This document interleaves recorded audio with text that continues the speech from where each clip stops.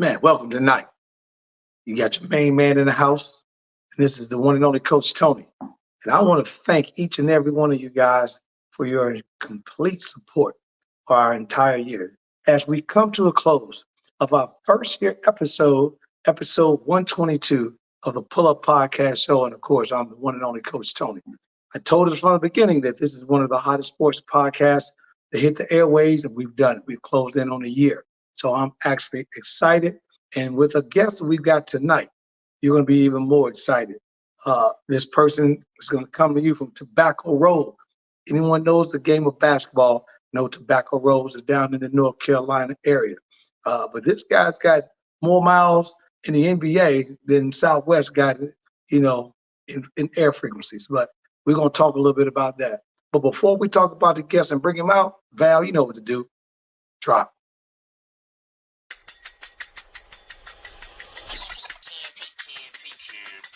It's the Pull Up Podcast. It's the Pull Up Podcast. It's the Pull Up Podcast. Pull up, pull up. It's the Pull Up Podcast. It's the Pull Up Podcast. It's the Pull Up Podcast. Pull up, pull up. Bounce the voice and Coach Tony, you know. It's the Pull Up Podcast. Show. I said bounce the voice and Coach Tony, you know. It's the Pull Up Podcast. Show. It's the Pull Up Podcast. It's the Pull Up Podcast. It's the Pull Up Podcast. Show. Man, welcome to the Pull Up Podcast Show. And you got your guy right here, the one and only Coach Tony. But before we get started, make sure you do a couple things for me. Make sure you like the show. Make sure you share it with your friends. Make sure your friends share it with other friends. But more importantly, if you haven't subscribed to the show, make sure you hit that little button right there that says subscribe, because we are rocking and rolling. Tonight, coming from Tobacco Road.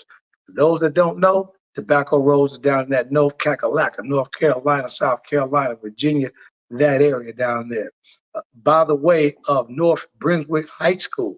Ooh, man, coming into Wolfpack country. And for those that don't know what Wolfpack country is, we're going to let you know who that is once he gets here. Playing for one of the most esteemed college coaches that ever coached the game.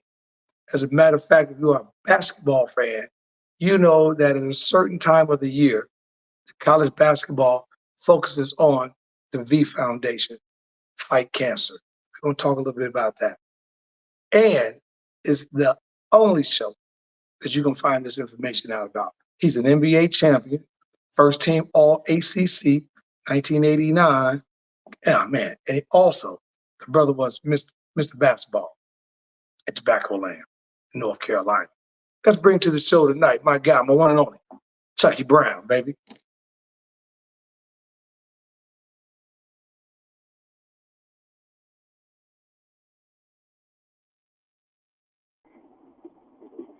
Coach.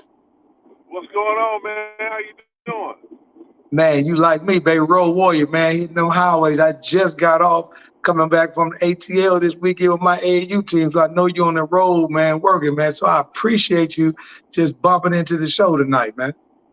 Yeah, well, thank you for having me, man. I appreciate it. Oh, man, ain't no problem. We're going to jump in here. Man, we got a lot of people. We got my guy, James Ward, down from Tobacco Land, North Carolina, told me, what's up, Chucky? I'm going to be talking to he oh, by the way, he a Tar Heel fan. So I'm about to love this show. Hey, that's all right. Everybody make mistakes. Hey, that's what I told him. So everybody make a mistake every now and then. You know, you get to that fork in the road, you got to know which way you're going to dip. Left, dip right. You know, see what's up. My homeboy, Derek Reed, checking in tonight from Michigan State. Wise, his brother name is Wise, man. He always kills us with the nice media, man. Wise always knows, man. So thank you for checking in. Man, Coach, let's get started, man. Tell us a little bit, man, coming out of North Brunswick High School down in North Carolina, man. How was all that coming through high school, man, and playing basketball? It was great. I actually moved. I spent my first 9 years of school, or my first year of high school, in the Bronx at Cardinal Hayes High School, and it was great. Moving to North Carolina, actually becoming the first Mr. Basketball. So I mean, it was great, man. I had a great time. Was able to meet a great coach, my high school coach, Coach Cliff Gibson, and he helped me get to NC State, and then I met Coach Valvano. I mean, it was great, man. It was a fun time. It was a fun time. Man, that's all. Now, did you have like was your dad a ball player? Your brother, any siblings, anybody? How did the game of basketball? Because I know, you know how they all the old saying, you can't teach height. All you can do is develop it. And we know Right. you end up getting to be pretty long. But how did basketball become that love for you? Actually, like I just played it all the time in the park. My cousins played. I had cousins that played Division I basketball, and you know, when I used to go to South Carolina to play, just for the summers, I would play with them. And, you know, when I was in New York, a lot of times, my friends and I, we would go to the park and play. And then, you know, when I moved to North Carolina, I had a friend who had a basketball hoop in his driveway. So, and we used to play, you know, play in his driveway. So it was just it was just a fun thing, man, just to get out and play. And it was just for fun. Like, when I tried out my freshman year at Cardinal Hayes, I got cut. You know, Coach Murray told me to come back, but then I told him that I was moving because my grandmother got sick and my father wanted to move back closer to her. Oh man, see, and that's funny. You know, again, I just had a couple conversations with some of my teams this week. You know, some of these guys see roadblocks and getting cut. You know, Tobacco Road tough. Jordan got cut freshman year, so and they Right. bounced back. You know, I tell the guys when you get cut, sometime and you see the adversity right there. You know what you end up doing instead of taking it negative and talk about the coach and really downgrade it. Man, look inside yourself and find out maybe what you don't have to kind of then put that work in. When you got cut, and how did that make you feel, and what did you do to bounce back? I mean, it didn't. You know, I had given all that I had, and I just realized, you know what, I got to get better. So it didn't hurt my feelings. It made me want to just play more. You know, and it made me hungry, and it made me want to go work on my game more. So that's what I did. I just went and worked on my game a little more and got better. And then I ended up, like I said, moving to North Carolina. And, you know, my sophomore year, I made varsity. And, how it made me feel, it just made me hungrier and wanted more because I felt like I was good enough. But, you know, I didn't stand out enough. So I wanted the next time that I was going to try out for a team, I was going to make sure I stood out at something. You know, whether it be defensively, whether it be rebounding, I was going to stand out, at something, and I did that. Now, before you kind of put on about, coming through freshman, sophomore year, about how tall were you at that time before you kind of got up to your current height, 6'8", 6'9"? Okay, so I was about 5'10" as a freshman. Wow. Okay. And over that summer, I had a lot of like they say, growing pains. That's real. Yeah, My that's body great. was hurting, and I didn't realize that I was growing. I was sleeping a lot, and I remember one day coming downstairs and like I was looking at the top of my mother's head. So I grew to like 6'5" over a summer, and it was Wow. like whoa. It was like whoa. So then I realized I had grown and stuff. So I mean it Yeah. was strange because my body was hurting. My body was hurt. My back was hurting. My knees were hurting, and but I was growing and didn't realize it. Yeah, man, and now that makes sense because if you're sitting that freshman year, you're 5'10", the coach is looking at you as a guard. He's Right. looking at your Right. handles, he's looking at how you can shoot. If you're a Right. guard, now you bounce back the next year, and you pretty much one of the bigger guys on the team. Now you move from a guard to a slot position out on the wing, and now you're Right. sitting at 6'5", and the coach is like, "Wow, okay, this is a different kid, and Yep. we now got a need for that." And now you coming back in hungry, and you coming back in beast mode. So how Right. was when you got on that team? Was that high school team? Were you guys pretty good? Yeah, we're pretty good. I believe we finished first in the conference that year. We had some good seniors: Tim Baldwin, Mike Oliver, John Robbins. We had those were our seniors, and we had a good point guard. Derek Blanks was our point guard. Herbert Robbins was our power forward. So we had a good group that year, and we beat a lot of the rivals that we hadn't beaten before, or the school hadn't beaten before. But that year, we did have a good run and beat them. Oh, that's dope. Now, did you were you able to win a high school state championship by any time? No, we weren't able to win. We didn't win the high school state championship, but we were ranked that year. We were ranked probably like fourth or fifth in the state.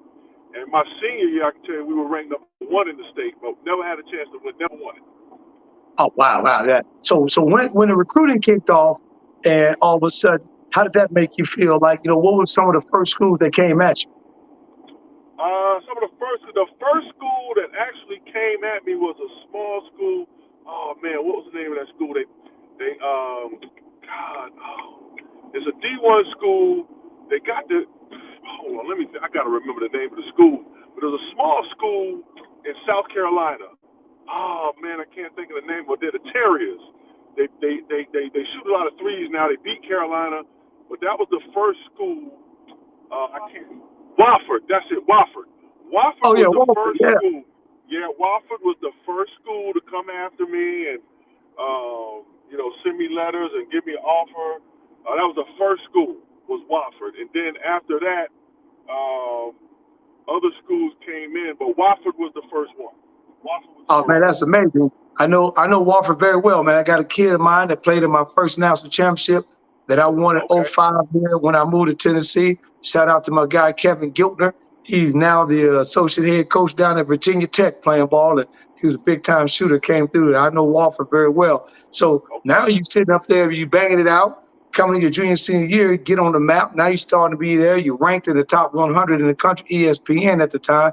Now you Yep. missed the basketball, Carolina. How'd that make you feel? I mean, it made me very confident. I think that once I started going to the camps where all of the top players were, and I started showing, or being able to play with them and outplaying some of those top guys, my confidence grew. So, I was like, okay, I belong. I was top 50 in the country, and I was seeing all of the top guys. Rod Strickland, Kenny Payne, Ben Wilson was in my class. Yeah, Ben. Yeah, Ben was in my class. So I saw a lot of top guys and playing against them at 5-star and prep star, and then being able to hold my own. That really gave me the confidence, that I needed, and then after I did that, a lot of the other offers started flowing in. Yeah. I tell kids all the time, man. I wish back in the day, 'cause me and you that same class at 86, 87. And I was in Chicago with Ben. Matter of fact, the year that Ben unfortunately was killed. We were Right. getting ready to play him that day, and he was one of the best ball players to step on the court coming out of the city of Chicago. And Right. we didn't have the opportunity for coaches to put us in cars like I'm doing my AAU team now. We're going to ABDC camp, and you had to go to class first. Right. Yeah. Yep. And you had to go outside. So a lot of the camps, they weren't in the gym. They were outside in the park. We go, there was Sonny Vaccaro and those guys coming in to That's do right. the camps, man. So, That's right. That's yes, right. I got kids now, Chucky, that I didn't have a gym about a couple months back. And I said, we're going to practice outside. And they were like, Coach, I don't have no shoes to go outside. What you mean you ain't got no shoes, man? Right. Yeah, we had to do it. I remember 5-star when we did 5-star. That was outside. Exactly. It's outside. I'm telling you, man. Then you go up to hoop group, man, all that, man. Yep. Oh, it That was was done. outside. Exactly. So, now you get down to the nitty gritty, you get down to the top, and you start making this work. Now senior year becomes really crucial. Now, down in Tobacco Rose, how did you choose Wolfpack, Carolina State over NC? Because now you got to think about it. When you coming off the backside of Jordan and James Worthy, Perkins, Right. your boy Kenny Smith, my man's in them, just winning a national championship over Georgetown a few years earlier and all that. So, Dean had it rolling, right down the street. So what brought you to Wolfpack country? Well, James Worthy was actually my favorite player, and the reason why I wore number 52. And Jimmy Black went Oh, to okay. the same high school I went to at Cardinal Hayes. So I was initially a Carolina fan, but what got me to NC State when I first moved down here from New York, my high school coach, that was the first place he brought me. I really didn't know anything about NC State. And my high school coach brought me up there, and they had a lot of New York dudes on the team. So Lorenzo Charles is from Brooklyn. Yep. Ernie Myers is from Spanish Harlem. I'm from Harlem, and me and Ernie knew some of the same people. They had got Tavian Benz was from the Bronx. So I kind of gravitated to the New York part of it. And V was from Long Island. Tommy and Betty Marco was from Long Island. Ray Martin was from Queens. So when I got up here, Lorenzo Charles took me out on my visit the first night. And Lorenzo took me out on the second night. So yeah. I just kind of gravitated to the New York City thing. You know what I'm saying? Like, if you go somewhere, like say if you go to Colorado and you find out there's a place where, a lot of New Yorkers are hanging out, you probably gonna go there. You know what I'm saying? Right. Or you go from Chicago, you find a lot of people from Chicago hanging out over here, you gonna go over there. You know what I mean? Correct. So that's how I ended up actually going to NC State, because I knew nothing about NC State. I knew all about Carolina, but nothing about NC State. Oh man, that's amazing. We're gonna pick up from that point. I got a couple comments on that. We'll be right back. Val's gonna pay some bills real quick. We'll be right back on the Pull Up Podcast show with Coach Tony, my main man, the one and only NBA veteran, Chucky Brown. Val, pay some bills. We'll be right back.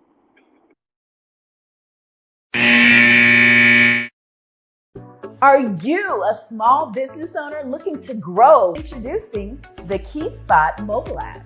I'm Cynthia McAllister, owner of the IT company Quality SAP. Since 2016, we have been supporting small businesses and help them promote and share their businesses, services, and events across the country. KeySpot is more than just an app. We are a network providing community. KeySpot, connecting communities and supporting small businesses.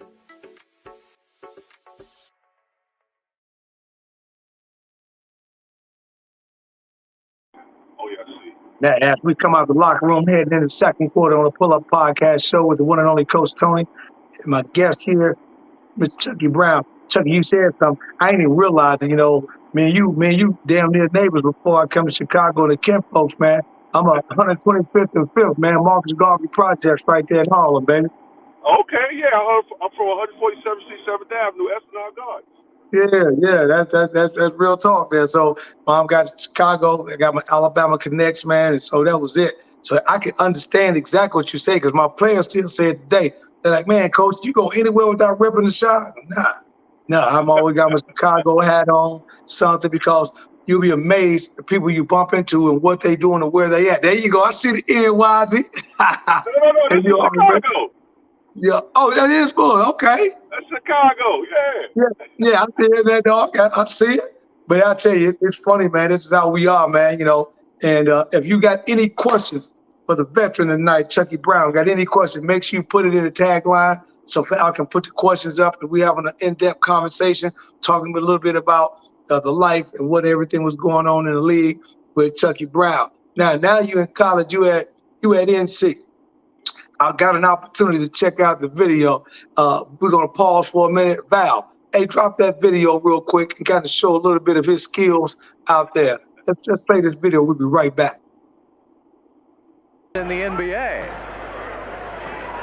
Jackson, number 5, Mashburn, number 6, averaging over 24 a game. Chucky Brown with a basket, and he's fouled. Goes and gets it. Kinney, good pass off. Chucky Brown, too. There's that. Pixler steps behind the 3, almost did it. Oh, Chucky Brown picks it. Kenny Smith with a 3. Nope. In the 4 meetings with the Mavericks this year, Akeem was averaging 32 points a game. Chucky Brown with another wraparound pass, an assist from Clyde. Thursday night, we'll just have to wait and see. Clyde on the drive. Missed it. Tipped up by Chucky, right to Chilcutt. Doug Smith, number 1 draft choice several seasons ago. He misses. Chucky Brown goes and gets it. Tell you what, you just can't say enough about the job Chucky Brown and Pete Chilcutt have done for Houston. Move from Akeem. Chilcutt gets it back, puts it up for 2. Now Chucky Brown gets an assist. He tipped it across. Kept it alive, sure did. The basket to Pete. He goes left, comes back right. Chucky Brown inside 2. And that has affected him. Kenny Smith going up for the rebound. Gets it out to Drexler on the run. Got to beat Popeye Jones. Good pass, Chucky Brown. Every day, that's the one thing they can do. They can't work out hard, but they can work out. Chucky Brown takes it to the glass, and he draws a foul. Beautiful pick and roll play again between Chucky Brown and Clyde Drexler. Rebounds, 5 assists, a couple of steals. Kenny Smith up the escalator, missed it, tipped up and in by Chucky Brown. Get down, Chucky Brown. Ellie on the drive. Nice pass, Chucky Brown baseline. I'm telling you, these Rockets work so well together. And rebounds for Houston here tonight. Up, and the third person, which is normally the big forward, going to the basket. There's Ellie getting a step going left. Oh, Chucky Brown tips it up and in. Lead by 2. They can get it up the court. They've got the numbers. Chucky Brown takes it in for the layup, and he's fouled by Jason Kidd.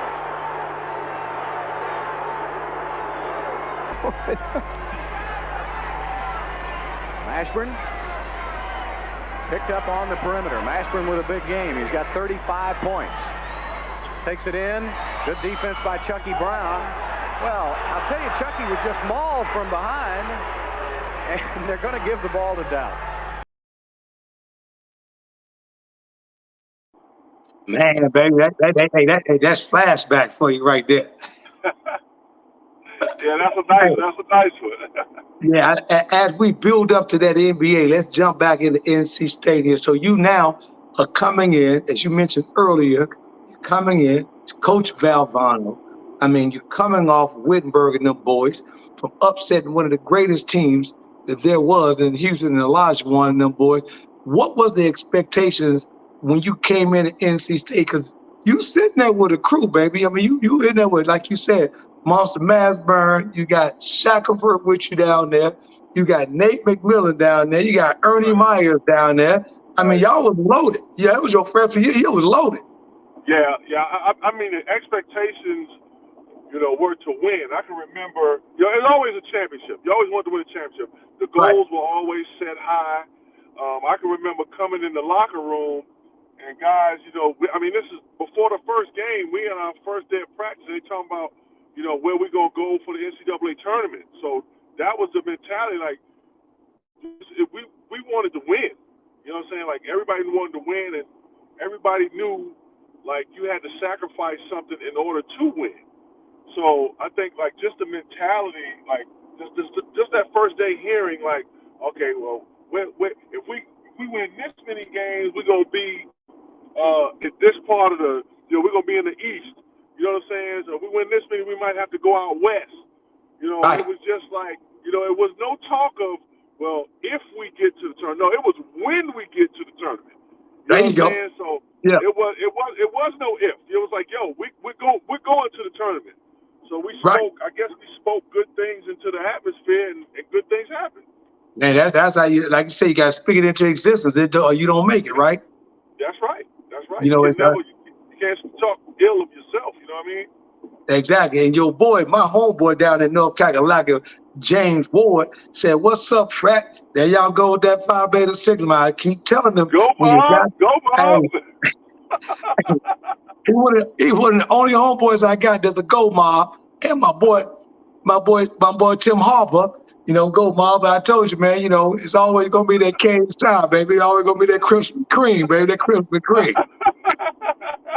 Okay. Man, so now you're sitting up and you guys had a hell of a freshman year. You won over 20 wins that year. And then Coach V kind of got sick and everything that was going on. But then you come back. That next year, you add my boy, which one of the best players I think that played at Carolina in that guard spot, Vinny Del Negro, jumps into the mix, man. And then you got Mike Giambi. And then, of course, you add Kenny Drummond. So now you guys are adding pieces on and on and on, man. What was the question here is from one of the guys said, while you were in the ACC, what was one of the toughest teams that you guys had to face? So I'll say, my freshman year, probably one of the toughest teams that we faced probably was, Carolina was always tough. That's a rival. Right. But I think, outside of Carolina, I think it was Clemson Clemson and Georgia Tech my freshman year, because Clemson had they had Horace Grant. He was there my freshman year.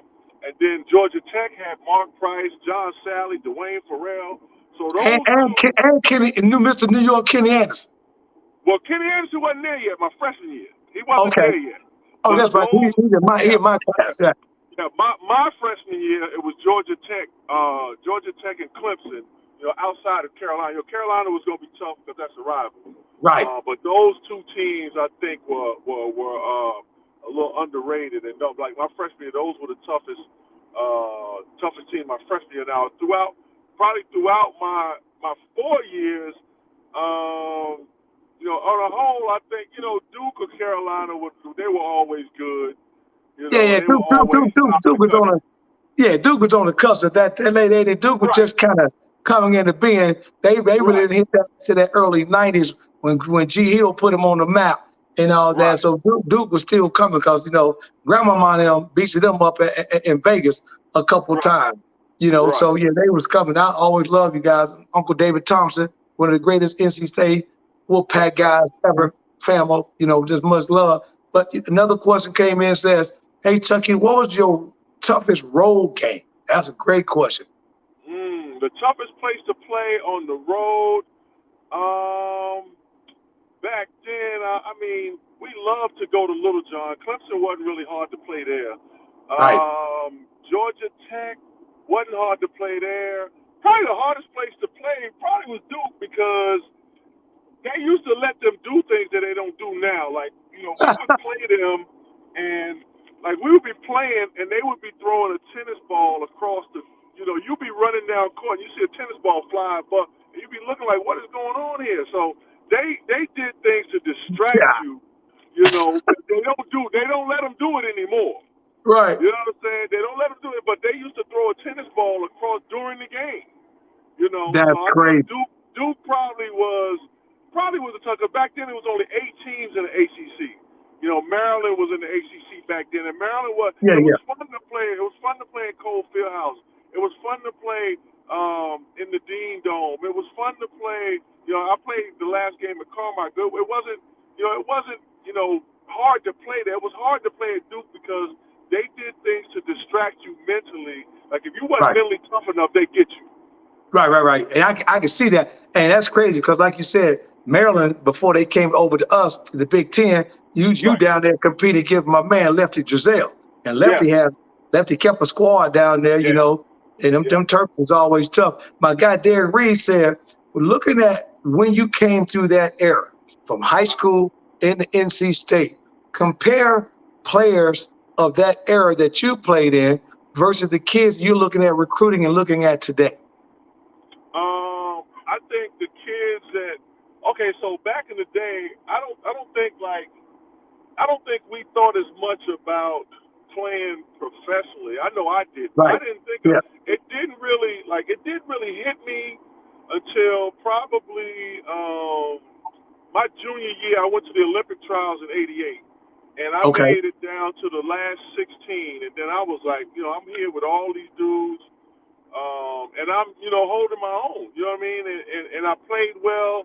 It was just like mentally I was ready to go. You know what I'm saying? I felt like, I proved my point. But if I had to do over, I would have went ahead and not, I would have tried to make the team harder. You know what I'm saying? Like mentally I was ready to go home. I was like, all right, I did what I had to do. I showed I could play. Now, go ahead and cut me so I can go home. You know what I'm saying? So I shouldn't have been. That shouldn't have been like that. But I don't think we thought about like now you got kids in high school thinking about going pro and like we thought more about. We loved the hoop. We loved it, and I don't think they get breaks like we did either. You know what I'm saying? Like. We didn't have a whole lot of AAU, so we had the camps. We went to camps.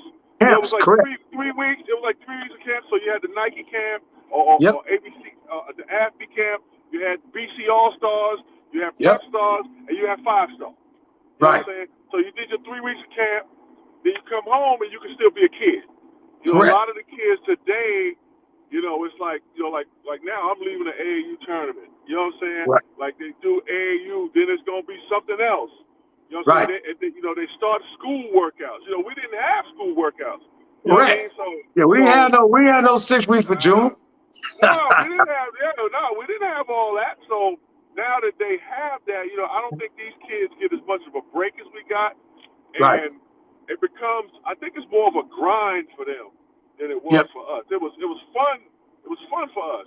You know what I'm saying? I Yep. think some of these kids is more for a grind, and I think they get burnt out a little easier than we would. But I think that they think more about basketball being professionals before we did. Like I said, it didn't hit me till my junior year in college. Right. That maybe I could do this. They thinking it.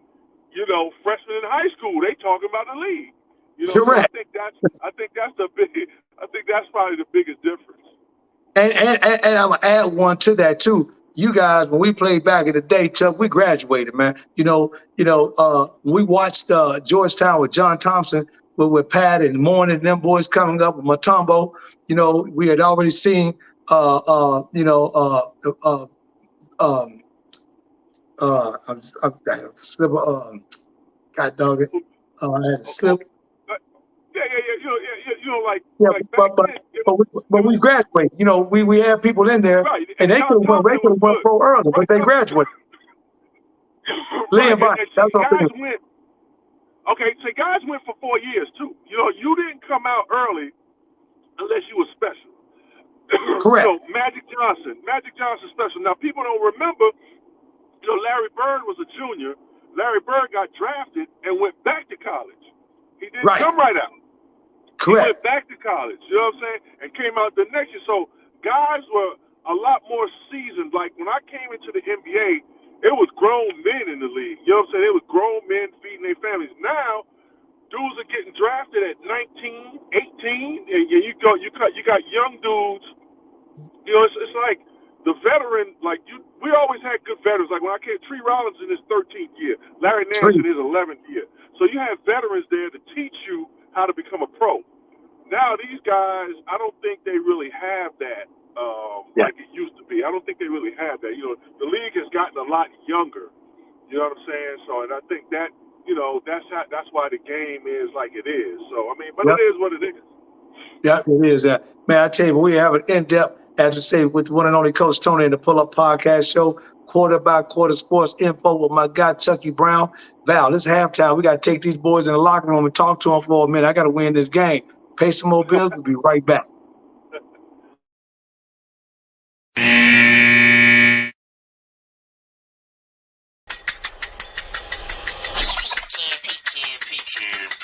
Hey, it's your main man, right back at you. Coming live here from the Rise Studios.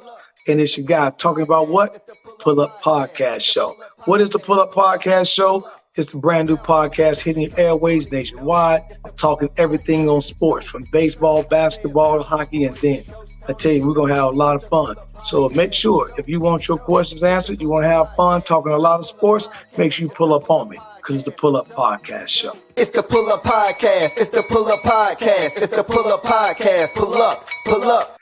Also, for those that want to learn a little bit more about this right here, oh yeah. That right there, that's the Rise, NIL, talking name, image, and likeness. Those having opportunities, getting paid, you want to tune in to it. Sports show, let's go. It's the Pull Up Podcast. So, it's the Pull Up Podcast. It's the Pull Up Podcast. It's the Pull Up Podcast. Pull up. It's the Pull Up Podcast. It's the Pull Up Podcast. It's the Pull Up Podcast. Pull up.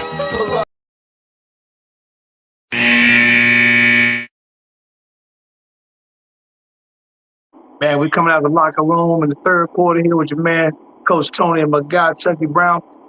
I wore this for a special reason tonight, Chuck. You see, I threw them ponies on, baby. See what I'm saying?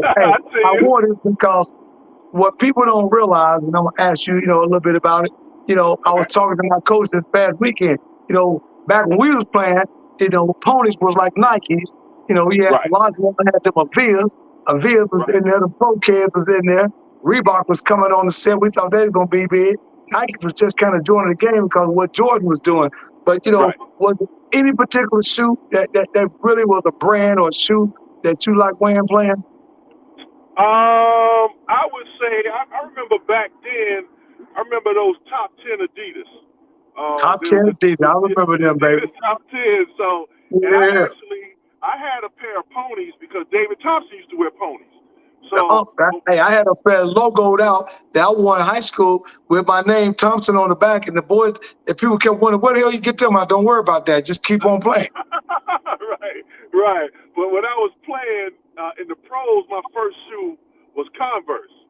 So Yep. I wore Converse my first year, my rookie year, but then I broke my foot at the end of the year, and after that, I went on to wear I wore Nikes most of my career. Okay, yeah, I wore Nikes most of my career. That's crazy. Now, speaking of the career, so now you come out of NC State, number 43rd draft pick, going into the Cleveland Cavaliers. Now, here's a funny thing. I talk to guys because I think the younger guys understand Jamal Crawford because he talked about how he lived out of a suitcase for his entire career. But I got somebody right here, for those that listen to the show tonight, who literally lived out of a suitcase for a little over a decade. Started out in Cleveland, 1989, and he played for 12 teams. Before we get into it, I'm going to name them real quick. He ended up playing for Cleveland Cavaliers. He came out, and he left them in 89 and 91. Then he went on to LA Lakers. Then he went on to New Jersey Nets, the Mavs. Then he had a little time spent in the CBA overseas, came back. Then after he got back, luck happened. My man, Jordan and them, unfortunately what happened to Mr. Jordan, Mike steps away. He gets an opportunity to win a championship ring with the Houston Rockets in 95, 96. Then he gets a chance to then go on to Phoenix Suns. Then he finishes up with Milwaukee, Atlanta Hawks, Charlotte, Spurs, and finishes his career in Charlotte. Along those stops, which ones were the most interesting to you? Oh, man. I have a couple. Obviously, the championship year definitely had to be one. Right, the championship year. I think the team, when I was in New Jersey, that was a good young team. And we were we used to hang out together. Like, it was a young team, so it was like a college atmosphere. You know what I'm saying? Like, when you get in the pros, a lot of times dudes got families, so you see them at practice and that's it. You don't really hang out other than at functions. But in New Jersey, a lot of times we went to movies together. We went to the club together. We just kind of hung out together. Right. Petro was in New Jersey with you, wasn't he? When he was over from Europe. Drazen. Yep, Drazen was there with us. Yep. So Drazen. That was a nice squad, baby. And Kenny Anderson was there. Derek Coleman. We had a good mix of young and old. We had Maurice Cheeks. We had Bernard King. We had Rick Mahorn. I forgot about Big Rick. Yep, Sam Bowie, Chris Morris. We had a good mix of young and old. Tate George. I was only in my fourth year at the time, so I was still young.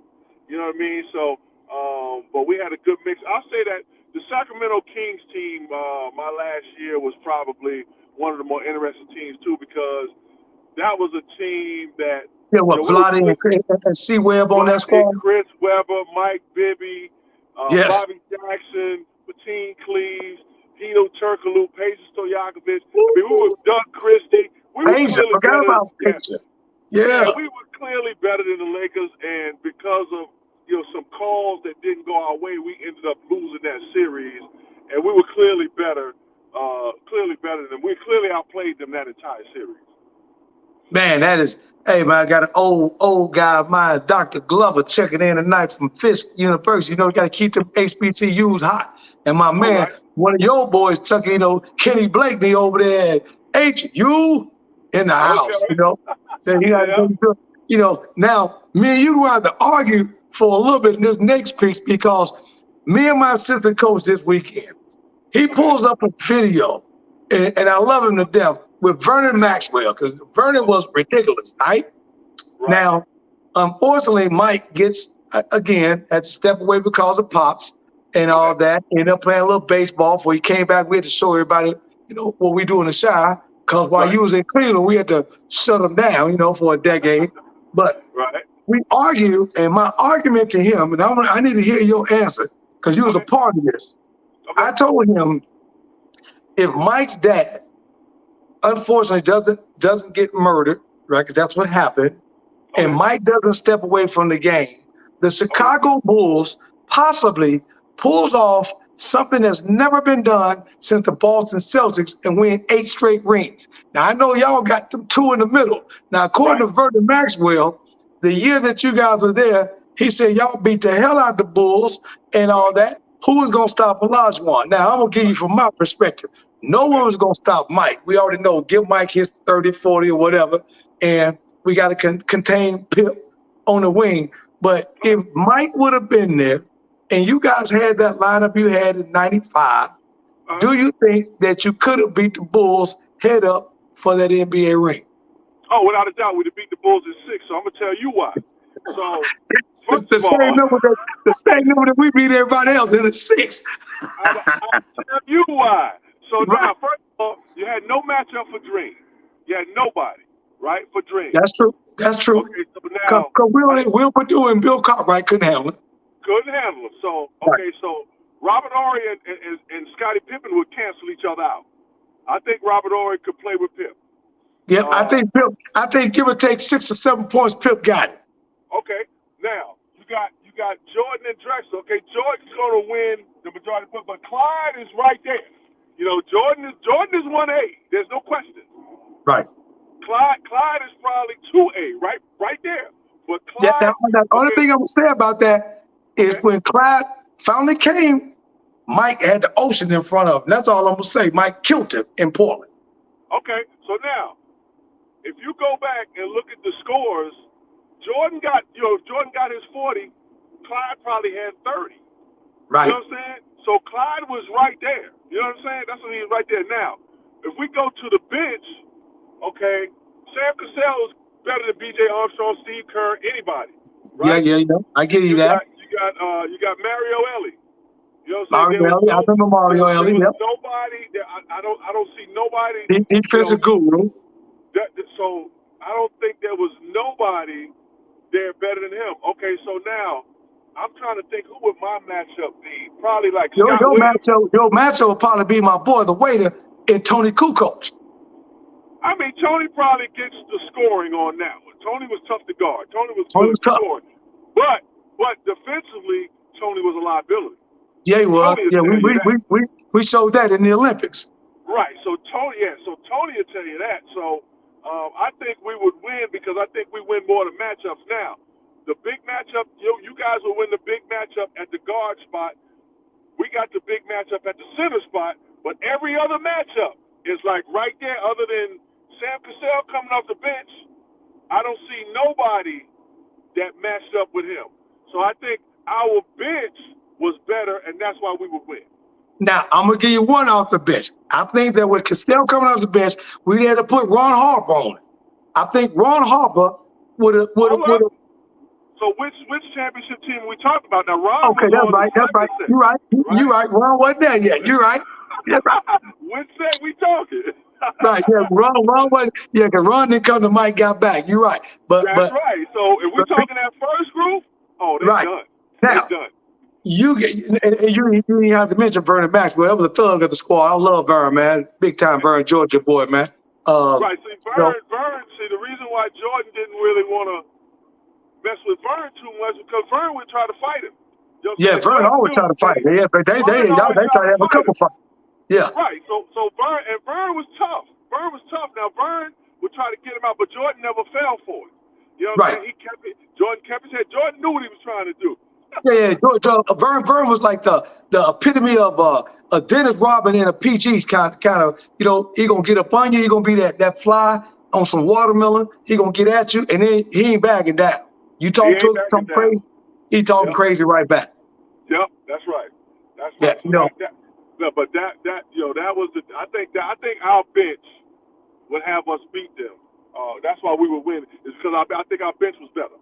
Yeah, I'm gonna give you that because no one gets the name the Dream Shake like Olajuwon, because Olajuwon was to put him in the blender, baby. He's to put a little strawberries, some blueberries in there with a little topping, you need a little protein, because he come that baseline and he stick that rock out, then he pump fake it, then he spin you out. Next thing you know, somebody falling down back there, he laying the ball up, man. Like he was ridiculous.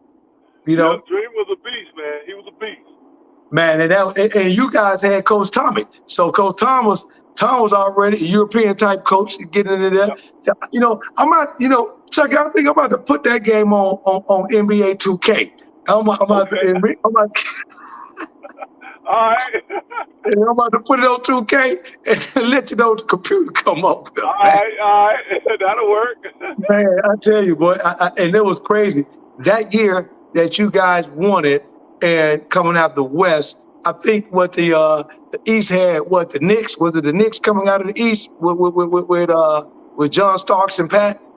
Well, I was on the second championship team, so the year that we won it, that was the year. Matter of fact, Mike came back. That's when he had 45 on in Orlando. Yeah, he only came back a half a season that year. That's the year that Orlando. Matter of fact, that's the year Orlando. The Magic put us out with Shaq. Then.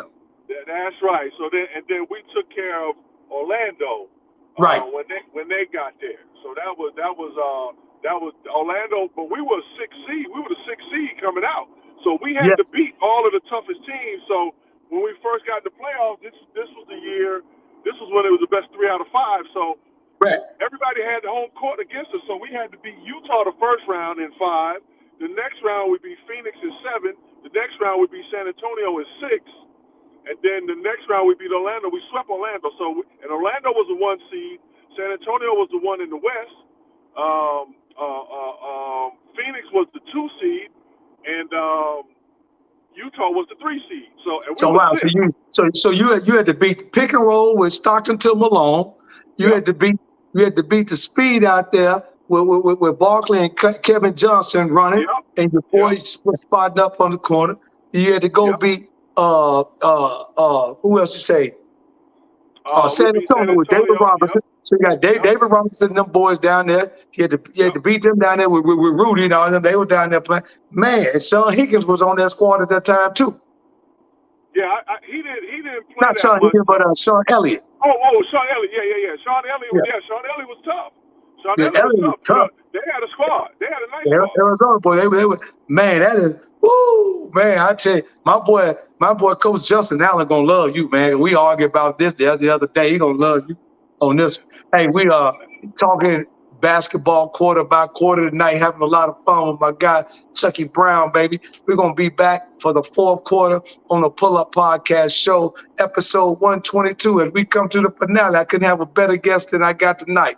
Make sure you like us, you share us, you subscribe to the show, one of the hottest sports shows in the country. Val, pay my last bill and get these bill collectors out of my pocket. We'll be right back. I've always thought about how my mom has supported me in any creative endeavor. How beautiful was it for your mom to be the superhero in your life and show up in your creative ventures with this book? People ask her to sign the book more than they ask me to sign the book. Sometimes I step to the side, I take their picture. And, we have to celebrate our mothers. We got to celebrate our beginning. So she comes out with me. Every event, she is there. Even when I tell her she does not need to come, she will show up in the parking lot. And I'm like, oh, okay, you coming? Okay. I'm like, all right. And she got a bottle of wine in her hand. What in the world? Why are you giving her alcohol? No, I'm just saying. She showed up in the parking lot. She got a bottle of wine, nice wine. She's going to set it down. She's ready for the show, Val. You know what I'm saying? Because the funny part about it is, CJ, I've actually talked to Val. I thought about, writing a book myself called My Man's in Them. But, I love it. and look at Val. My man's in them. My man's in them. But you got to read the book. You got to read the book. But it's a play. CJ, I apologize because Val should have dropped some old Dub C so you could have came out crip walking. You know what I'm saying? I'm not flamed up right now. I got to hold on. Trying to get me shot. Going back to school tomorrow, like I saw you, Miss Charles. I saw you. I mean, I can crip walk, so please, but I'm kind of, I'm authoring right now. You guys are funny.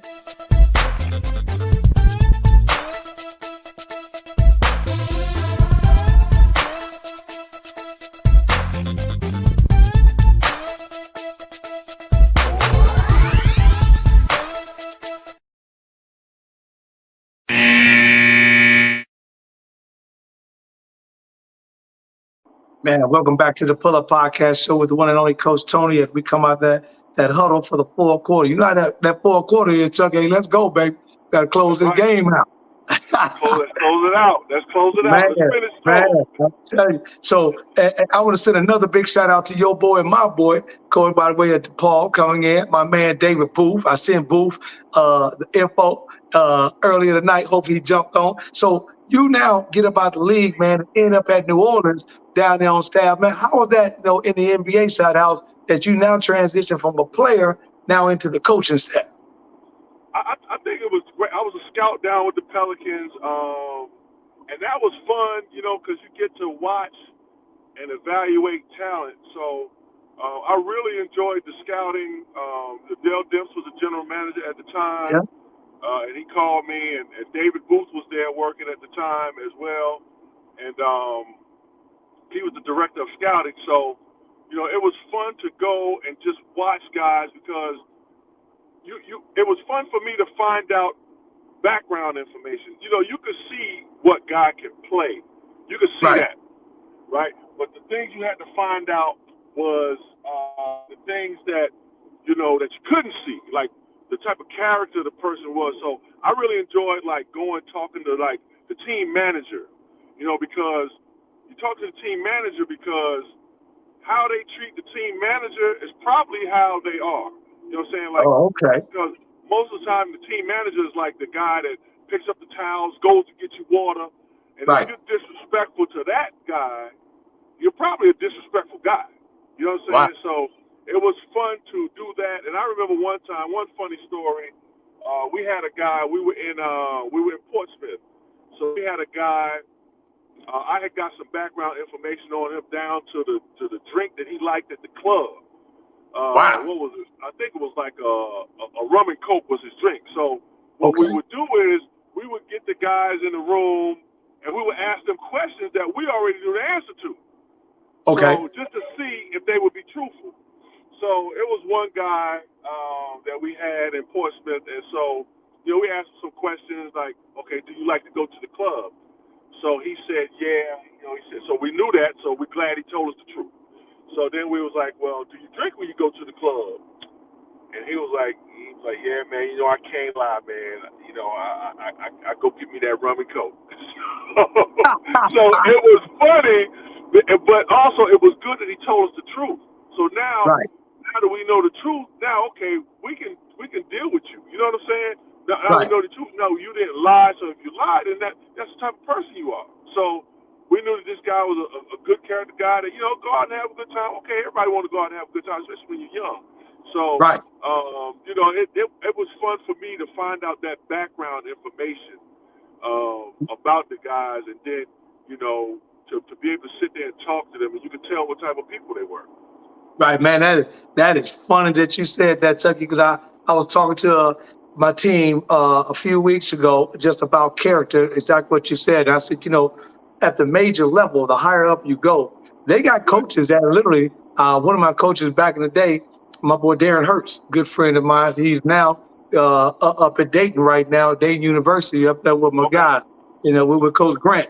And I remember when he was with Billy Donovan, we would stop in Florida all the time in Gainesville on the way to Orlando, because that's where the Nationals always were.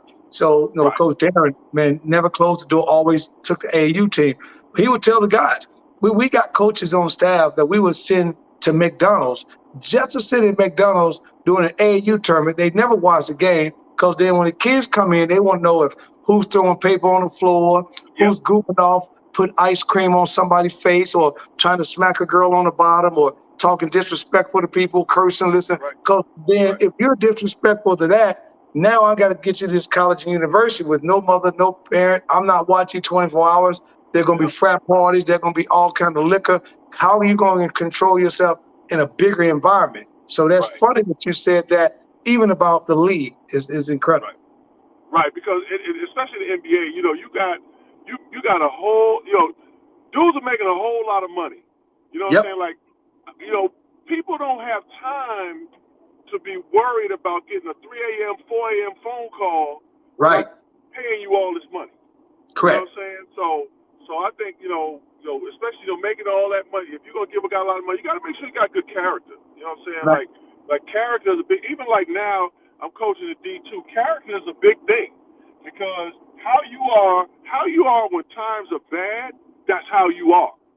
Correct. That's who you are. Because everybody, when the going gets good, everybody loves everything good. Oh yeah. But You know what can I'm saying? It's you all pull it back good. together? Right. Can you pull it back together? Right. So how you are when times are rough is how you are. Yeah. That's. Hey, if you guys had not listened to my man Chucky drops nuggets for you, and that's that real true life nuggets. Now the cool part, as you just mentioned, now you sit down at St. Augustine, leave the league to jump back to college. So now you go back for these guys that are men making a living for their family, millions of dollars, to come back to these young college amateur athletes. Now you land at St. Augustine, and like I told you, man, you got some stuff. So I got some players for you. So we good on that tip. But now we at St. Augustine doing our thing, man. In your mental mindset, when you said, you know something, I'm gonna take a leap of faith, and I'm gonna go down here and teach these young men the game of basketball that I love so much to try to make professionals out of them. What was that thought process you kind of went to, and then you decided to take that college job? Actually, it just made sense. You know, I live down here. You know, I have a daughter that plays high school basketball, so I could actually coach my games and still watch her play as well. So That makes and sense. be and be at home. You know what I mean? So Yep. it just made sense, and it just felt like that's where I needed to be. You know what I'm saying? Like when you get older, Yep. you know, certain things happen. You know, that just feels like this is where I need to be right now. Now maybe something happens where I need to be somewhere else. I'll feel that. Right. You know what I'm saying? So Right. it just felt right for me to be there, and you know, just working with, you know, and honestly, you know, I'm gonna be totally honest. You know, I enjoy working with the dudes, the players. Yep. What I don't enjoy is dealing with the administration. I don't Oh wow. enjoy those people. I don't enjoy them. Yeah. I'm gonna be honest Hey, with you. I know. Hey, I'm 23 years on the college sideline. I get it, baby. I get it. You know, and it's So, difficult. You got paperwork now. You got, and the one thing that you got to deal with, and I was going to ask you, one of the questions came in says, now that you are transitioning from the NBA to college, how do you plan on handling the NIL situation? Because I spoke about that on my show in depth, Chucky. We talk about the NIL big time because you and I know, period, that the NIL is going to shape, and I'm telling everybody, they don't listen to me. I've been preaching this for the last year on the show, but the NIL is shaping up NCAA football and basketball, and by 2030, it's going to be on another level. And I personally think, this is my opinion, I personally think when it comes to the Power 5, there's going to be down to the Power 3, and it's going to be the Big Ten, the SEC, and it's either going to be a toss-up between the ACC and the Big 12, whichever one of those conferences are more powerful, and the other one's going to drop. You have 3 power conferences, and all those schools be there. I think the football playoff will expand to 16 teams, like college March Madness, because then it's all about the money, and NIL will have its place. So now that you're leaving the NBA to get to college, dealing with these NIL collectives, what's the difference, or what do you see that's going to be one of your obstacles to deal with while you also coaching these young men? okay, so first I'm gonna say this. I said that the ACC is gonna be in trouble. So the ACC is in trouble because teams want to leave the ACC. The Yep. Big 12 is where teams are not asking to leave the Big 12 really. You know, other than I think it was Oklahoma and Texas are the only two, but we know why they left. But they got Colorado. They got Colorado and them boys from the back again. So Colorado came back home, and then you added one from the Pac-12, so they ended up being good. They've been being good. Now the ACC, you got Clemson wants to leave. You got Florida State want out. You got Miami wanting out. You got Carolina wanting out. So they want out. So I think the ACC is going to be in a little trouble. So I think the Big 12 will be that conference that stays standing because I've heard that the Big 12 is going to probably pursue, I think it was Georgia Tech, either Georgia Tech or NC State. And it was might have been Florida State and Clemson.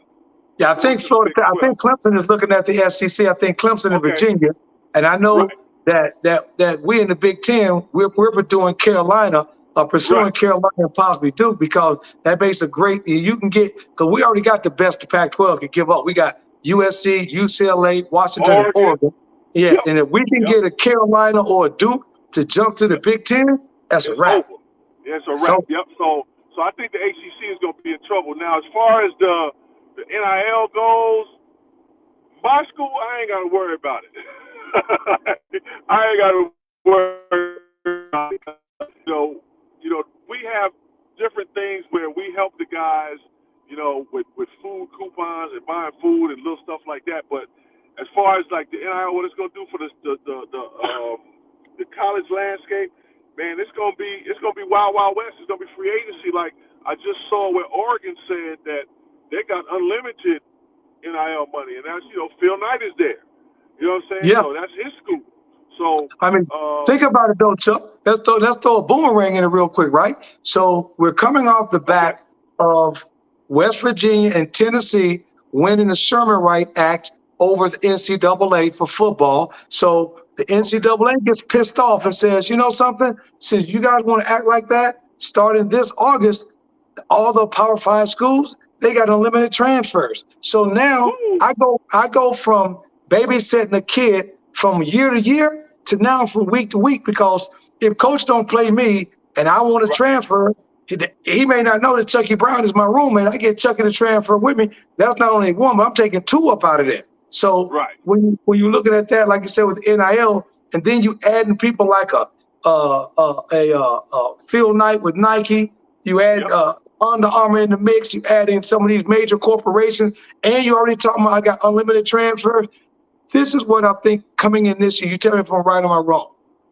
If that occurs and they can't figure out a way to put a bolt or some glue or some duct tape on that, when you get to the playoffs, either for football or March Madness, the top players in the country transfers to one school and no one's going to stop them. Right. Oh yeah. See, the thing, the whole thing is, to me, and I've been saying this, man, is they allowed this stuff without really having rules and thinking it through.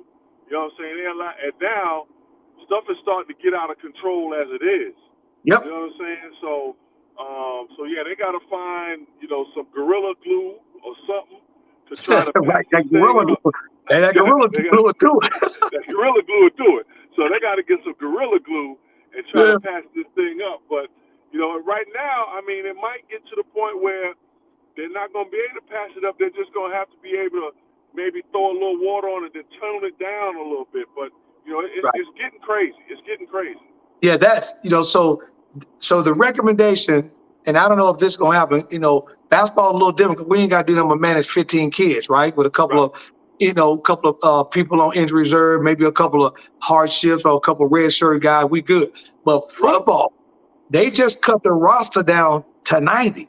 So 90 from 120 something, 125, 130 I think to 90. So they lose about 30, 40 scholarships for one. Right. And the crazy part about it is with this NIL money, a lot of people, they're only seeing the 1%. That's what gets me, Chucky, because they think that the $1 million that Bronny got and the $1.5 million, those are only a small percentage of these players in college. The average NIL deal is only about $3,000. And the people are not seeing that because the TV keep portraying these big deals. But if you got the Nikes of the world and all that, what they want to do, the NCAA, they came out with a report a few months ago and said they would like to pull away and they would like to handle college athletics, basketball to the NBA and football to the NFL, kind of making it a corporation. But the problem to that is the NFL is not going to manage college football because there's too many college teams. You got 30 NFL teams. I'm not going to manage 260 colleges. I'm not doing that. Right. What do you think about that? Huh? What do you think about that? Yeah, I mean, it makes sense that the NFL, stay off of that.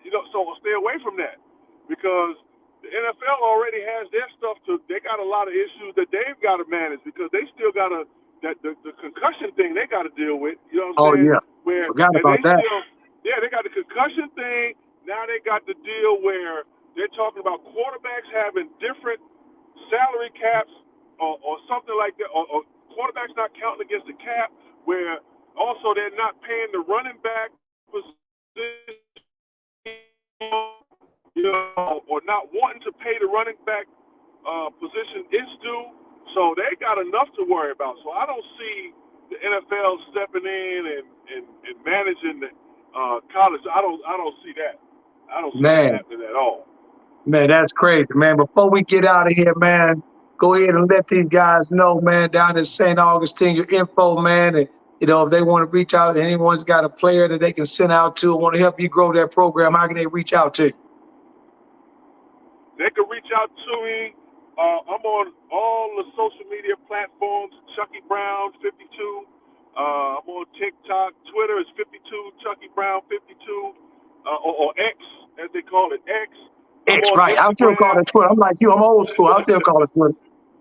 Right. So I'm on all of that. I also, myself and Kenny Anderson, we're trying to start our own little podcast called Dropping Dimes. So I'll let you know when that starts so you can check that out yourself. Hey, get on him because, I almost had to choke him out, around here at Fisk, man, down the street. I come through.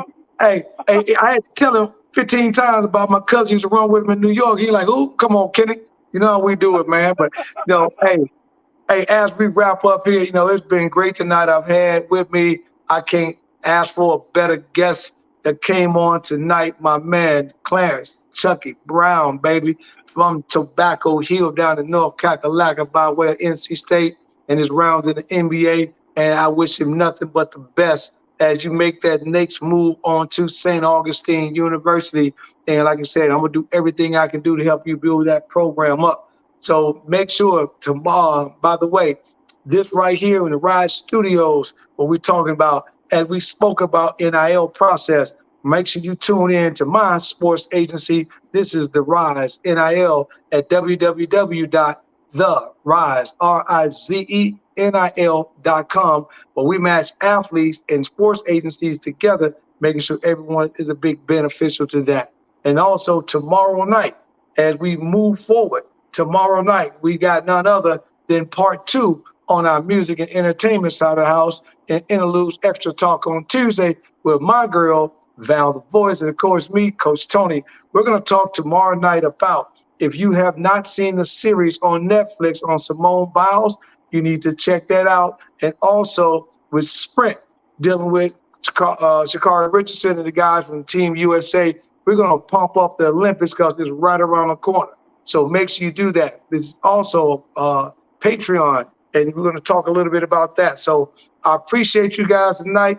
Chuck, man, be careful on this road as we start to get on home, man. I want to thank you again for taking time. I'm glad I could take up a little of that road because, you get on that road, baby, your head start bobbling left and right. You know what I'm saying?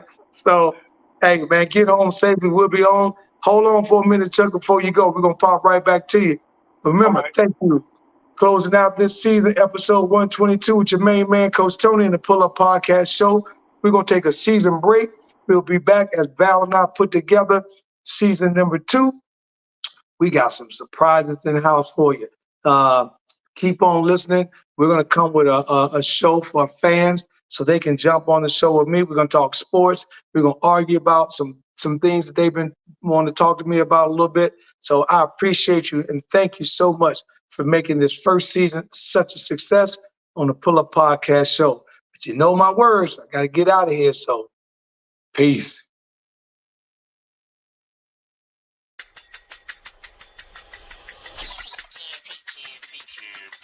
It's the Pull Up Podcast. It's the Pull Up Podcast. It's the Pull Up Podcast. Pull up, pull up. It's the Pull Up Podcast. It's the Pull Up Podcast. It's the Pull Up Podcast. Pull up, pull up.